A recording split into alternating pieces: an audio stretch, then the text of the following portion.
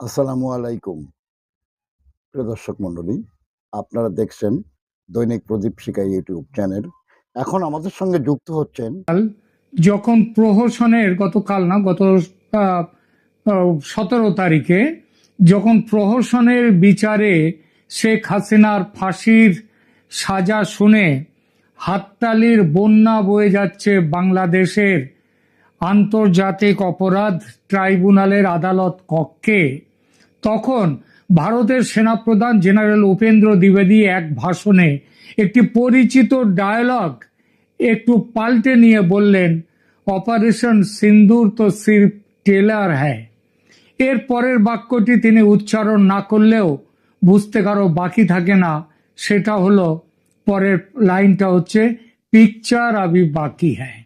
কোন প্রসঙ্গে বলেছেন তিনি একথা? গত 10 নভেম্বরে দিল্লিতে লালকেল্লার কাছে যে ভীষণ বিস্ফোরণ হয়েছে, সেই প্রসঙ্গে অপরাধীর শাস্তি দিতে যে ভারত বদ্ধপরিকর, সেটা বোঝাতেই তিনি বলেছেন এই কথাটি। আপাতভাবে তার নিশানায় পাকিস্তান, কিন্তু শুধু পাকিস্তান নয়, যারাই আছে, যে দেশ আছে এই নাশকতামূলক ঘটনার পেছনে, তাদের সবাই আছেন ভারতের সেনা প্রধানের নিশানায়। আর এইখানে উঠে এসেছে আমাদের পূর্ব প্রান্তের প্রতিবেশী বাংলাদেশের নাম। বাংলাদেশের সন্ত্রাসীরা যে দিল্লি বিস্ফোরণ ঘটনায় প্রত্যক্ষভাবে জড়িত, তার একাধিক নিদর্শন এসে গেছে ভারতের গোয়েন্দা সংস্থাগুলোর মধ্যে, তাদের হাতে এসে গেছে। আর সেই সব নিদর্শন থেকে দেখা যাচ্ছে সন্ত্রাসবাদীদের সঙ্গে বৈঠক করেছেন বাংলাদেশ সরকারের পদস্থ কর্তারা। তাদের যোগ সাজসে কিভাবে পাকিস্তানের সন্ত্রাসবাদীরা এই বিস্ফোরণ ঘটিয়েছে এবং আরো বিস্ফোরণ ঘটাবার কি পরিকল্পনা ছিল তাদের, তার পুরো নকশা এসে গেছে ভারতের গোয়েন্দাদের হাতে। আর সেটা হাতে আসার পর গত 1.5 বছর ধরে অনেক কষ্টে চেপে রাখা ধৈর্যের বাঁধ ভেঙেছে ভারতের। কয়েকদিন আগে, আপনারা জানেন, কয়েকদিন আগে ভারতের প্রতিরক্ষা মন্ত্রী রাজনাথ সিং বাংলাদেশের সরকারের প্রধান উপদেষ্টার উদ্দেশ্যে বলেছেন, সংযমের সঙ্গে কথা বলতে, নইলে বিপদ আছে। এটা তার বলাটা হচ্ছে, এটাকে হুমকি বলেও ধরে নেওয়া যায়। তখনও দিল্লি বিস্ফোরণ হয়নি, আর এখন দিল্লির বিস্ফোরণের পর ভারতের সেনাপ্রধান বললেন, অপারেশন সিন্দুর সির্ফ ট্রেলার, পিকচার আবি বাকি হ্যায়। এবং শুধু মুখের কথাই নয়, কাজেও নেমে পড়েছে ভারতীয় সেনা। পূর্ব সীমান্তে অনেক কিছুই ঘটে চলেছে। হ্যাঁ, অনেক কিছুই ঘটে চলেছে এবং ঘটতে যাচ্ছে আরো অনেক কিছু। তার কিছু কিছু আমি জানি, কিন্তু বলবো না, কারণ এসব গোপনীয় সূত্র থেকে পাওয়া খবর বাইরে ফাঁস করব না এমন কথা দিয়ে তবে এসব খবর পেয়েছি। তবে ভারতের সেনা মহলে কিছু বড়সড় ভাবনা যে চলছে, তার আঁচ পেয়েছে বাংলাদেশ। আর সেটা পাওয়ার পর থেকে সম্পর্ক মধুর করার বার্তা ঘুরছে বাংলাদেশের কর্তা ব্যক্তিদের মুখে।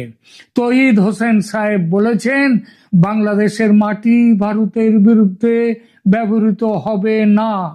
আহা, প্রাণ জুড়িয়ে যায় এমন কথা শুনলে। তৌহিদ হোসেন, আপনি আপনার দেশের প্রধান উপদেষ্টা গত 1.5 বছর ধরে কি সব বলে গেছেন, একটু কথাগুলো শুনে দেখবেন তো, তারপরে বলবেন যে বাংলাদেশের মাটি ভারতের বিরুদ্ধে ব্যবহৃত হবে না। তারপর দেখুন, আড়ি আড়ি ছেড়ে ভাব ভাব খেলতে অজিত ডোভালের সঙ্গে দেখা করতে আসছেন খলিলুর রহমান, যাকে বলে একেবারে ছুটে আসছেন। আগে ডাকলেও আসতেন না, আর এখন ছুটে আসছেন।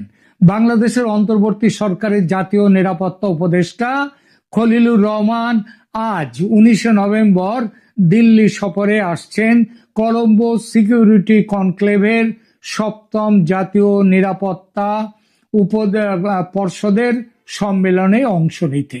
ভারতের জাতীয় নিরাপত্তা উপদেষ্টা অজিত ডোভালের আমন্ত্রণে 2 দিনের এই সফর নিয়ে বাংলাদেশের ভেতরে ও বাইরে ব্যাপক জল্পনা।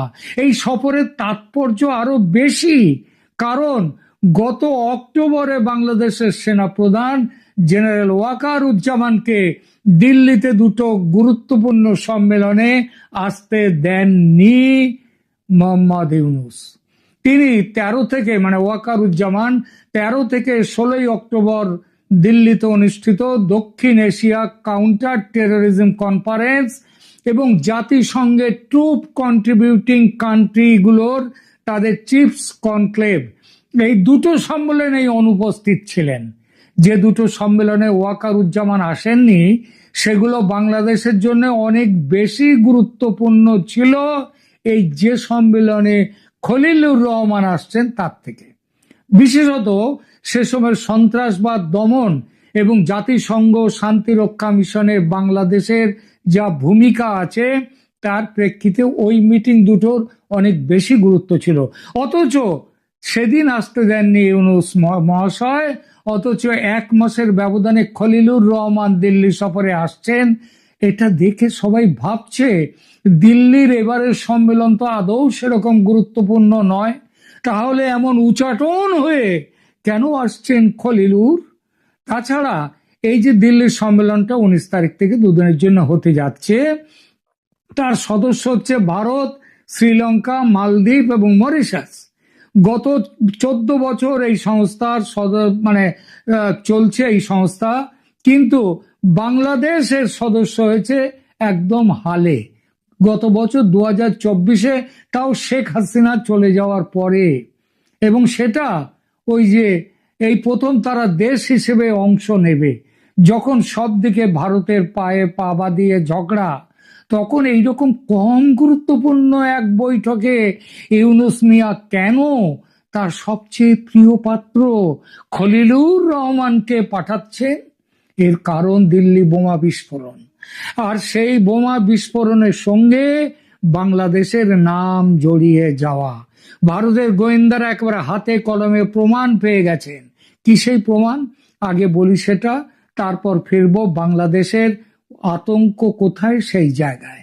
মোহাম্মদ ইউনূসের অন্তর্বর্তীকালীন সরকার 10 নভেম্বর দিল্লির লালকেল্লা বিস্ফোরণে বাংলাদেশের জড়িত থাকার এবং তার মাটি ব্যবহারের বিষয়টি অস্বীকার করলেও ভারতীয় নিরাপত্তা সংস্থাগুলো ঢাকার ভূমিকার দিকে আঙুল দিয়ে ক্রমবর্ধমান প্রমাণ পাচ্ছে।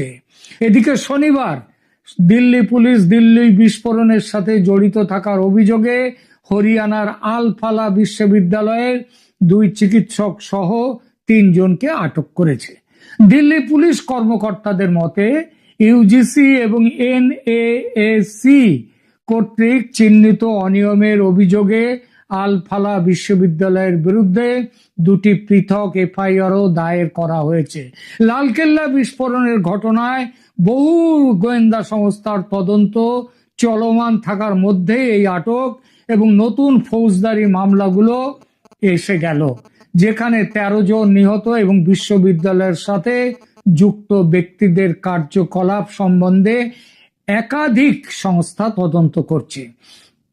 সন্ত্রাসবাদীদের পথ অনুসরণ করার সময় ভারতীয় সংস্থাগুলো দেখেছে যে দিল্লি বিস্ফোরণের সূত্রগুলো পাকিস্তান এবং বাংলাদেশের মধ্যে একেবারে গভীরভাবে জড়িয়ে। সংস্থাগুলো, এই ভারতের গোয়েন্দা সংস্থাগুলো বিস্ফোরণের কয়েকদিন আগে তারা জানতে পেরেছে, বিস্ফোরণের কয়েকদিন আগে লস্কর-ই তৈবা শীর্ষ কমান্ডার সাইফুল্লাহ সাইফের বাংলাদেশ সরকারের কর্মকর্তা এবং সন্ত্রাসী কর্মীদের সাথে বৈঠক হয়েছে। দিল্লি বিস্ফোরণের কয়েকদিন আগে পাকিস্তান ভিত্তিক ওই যে পাকিস্তানি নাগরিক সাইফ অক্টোবরের শেষ সপ্তাহে ঢাকার একটি অভিজাত এলাকা বনানীতে আয়োজিত একটি সভায় ভার্চুয়ালি যোগ দিয়েছিলেন, পাকিস্তান থেকে। সাইফ পাকিস্তান থেকে ভার্চুয়ালি সভায় যোগ দিলেও বাংলাদেশের 7 জন ব্যক্তি সশরীরে ওই সভায় যোগ দিয়েছিলেন। এরা কারা?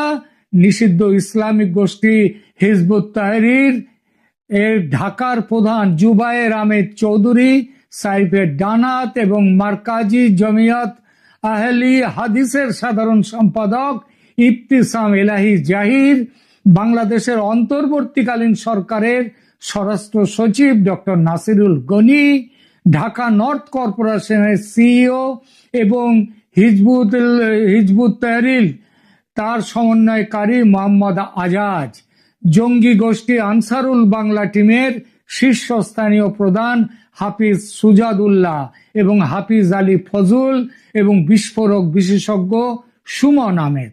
বৈঠকে সাইফ এই দলটিকে ভারতে বড় আকারের সন্ত্রাসী হামলা চালানো এবং পাকিস্তান ভিত্তিক লস্কর-ই তৈবার কাছ থেকে তাদের সহায়তা পাওয়ার বিষয়ে অপারেশনাল নির্দেশ দিয়েছিলেন। তবে অবাক করার বিষয় ছিল বাংলাদেশ সরকারের সরকারি কর্মকর্তা মিস্টার গনি এবং মিস্টার আজাজের এই সভায় উপস্থিত থাকা। উভয়ই বেসামরিক কর্মচারী। সাইফ তাদের সাথে একসাথে কাজ করার পরিকল্পনা নিয়ে আলোচনা করেছিলেন। সূত্র বলছে যে বৈঠকের পরে বিস্ফোরক বিশেষজ্ঞ সমেত একটি দল নভেম্বরের গোড়ার দিকে মুর্শিদাবাদ হয়ে ভারতে ঢোকে। পশ্চিমবঙ্গ এবং দেশের অন্যান্য অংশে সন্ত্রাসী হামলা চালানোর জন্য তারা বিভিন্ন লোকদের প্রশিক্ষণ দেওয়ার কাজ নিয়ে এসেছিল। মুর্শিদাবাদে তাদের সকলকে ইখতিয়ার নামে একজন বাংলাদেশি নাগরিকের সেফ হাউসে রাখা হয়েছিল বলে জানা যাচ্ছে, যিনি তার দেশের গোয়েন্দা শাখার কর্মকর্তা হত্যার অভিযোগে পলাতক ছিলেন। মুর্শিদাবাদে তার একটি সেফ হাউস রয়েছে যা নিয়মিতভাবে এবিটি সদস্যরা মানে আনসারুল বাংলা টিম তারা ব্যবহার করে। সূত্র জানায় ইখতিয়ারের ভূমিকা এখন পর্যন্ত কেবলমাত্র ছিল রসদ সরবরাহ এবং অন্য দেশ থেকে আসা ব্যক্তিদের থাকার ব্যবস্থা করা, কিন্তু ভারতীয় সংস্থাগুলো দিল্লি বিস্ফোরণের সাথে তার বৃহত্তর ভূমিকা এবং যোগসূত্রের জন্য প্রমাণ পেয়েছে। তদন্তকারী সংস্থাগুলো সন্ত্রাসীদের পথ খুঁজে বের করার জন্য ইতিমধ্যে মুর্শিদাবাদে পৌঁছেছে এবং বাংলাদেশের রাজশাহী হয়ে ভারতের মুর্শিদাবাদে যারা সীমান্ত অতিক্রম করে এসেছে তাদের তল্লাশি করা শুরু করেছে। নিরাপত্তা সংস্থাগুলো জানিয়েছে যে দিল্লি বিস্ফোরণের 10 দিন আগে 30 অক্টোবর পাকিস্তানের খাইরপুর তামিওয়ালিতে এক সমাবেশে সাইফ বলেছিলেন, হাফিজ সাইদ অলস বসে নেই, হাফিজ সাইদের ডান হাত জাহির বাংলাদেশে আছে, সে বাংলাদেশের মধ্য দিয়ে ভারতে আক্রমণ করার প্রস্তুতি নিচ্ছে। লস্কর কর্মীরা ইতিমধ্যেই পূর্ব পাকিস্তানে সক্রিয়, পূর্ব পাকিস্তানে মানে আমি বাংলাদেশ কথাটা বললাম না, সেখানে সক্রিয় রয়েছে এবং ভারতকে অপারেশন সিন্দুরের জন্য জবাব দেওয়ার জন্য প্রস্তুতি নিচ্ছে। এখন আমেরিকা নাকি তাদের সাথে আছে, সুতরাং তারা আবার বাংলাদেশ এবং পাকিস্তানকে কাছাকাছি নিয়ে আসছে।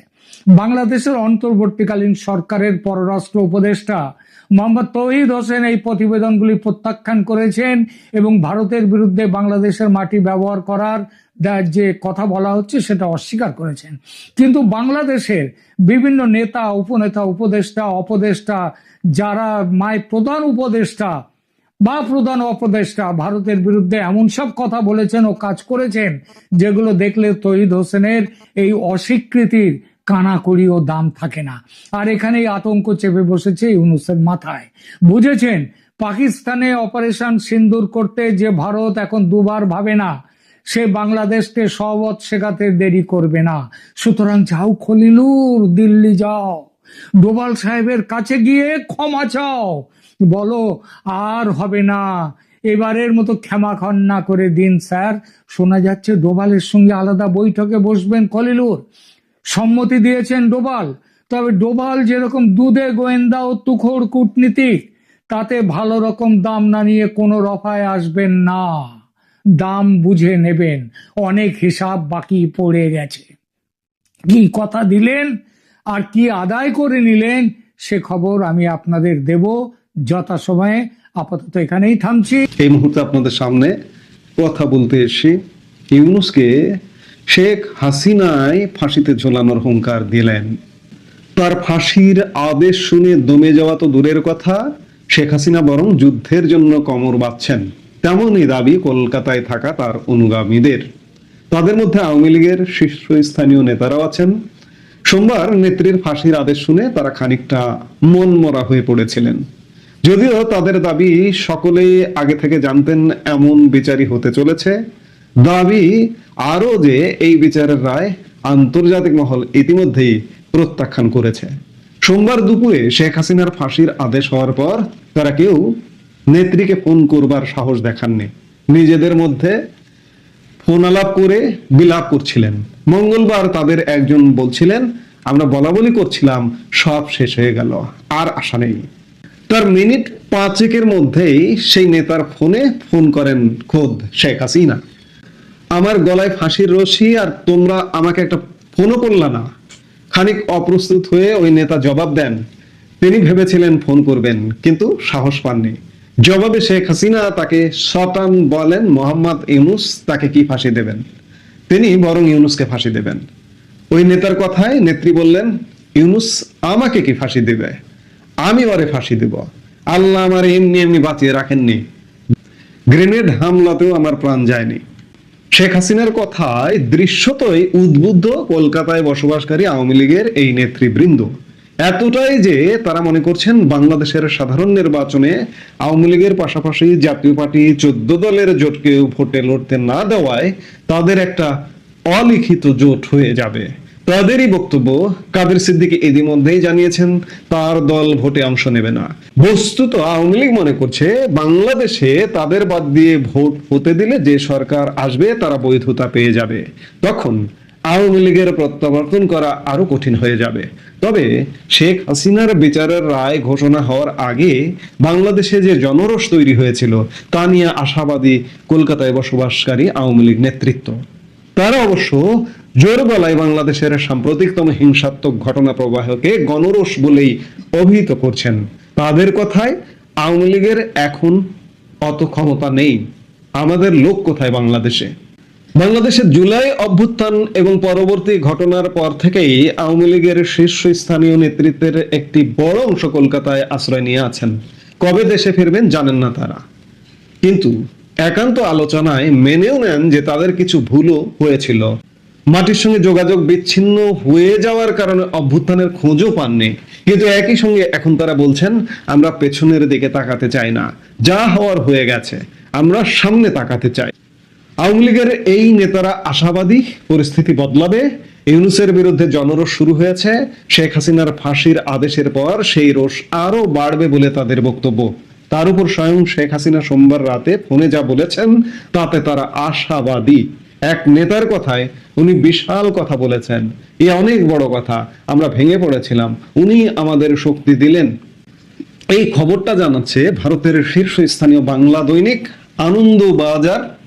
শেখ হাসিনার দৃঢ়তা, ইউনূস আমাকে কি ফাঁসি দেবে, আমি ওরে ফাঁসি দেব, এই দৃঢ়তার কারণেই শেখ হাসিনা ফিরবেন, আওয়ামী লীগ ফিরবে, আওয়ামী লীগ নেতৃত্বের মনোবল চাঙ্গা হবে।